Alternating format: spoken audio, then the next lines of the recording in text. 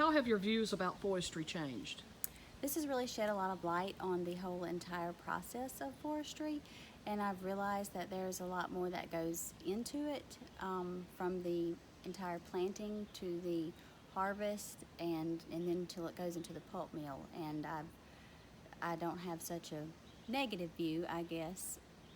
At least they plant the trees back, which I didn't realize that. Okay, and what's your greatest takeaway from the workshop?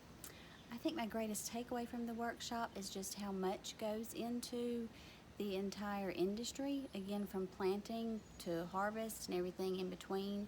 And then the entire meal operation was amazing to see also, and the amount of technology and math and science that goes into the entire industry.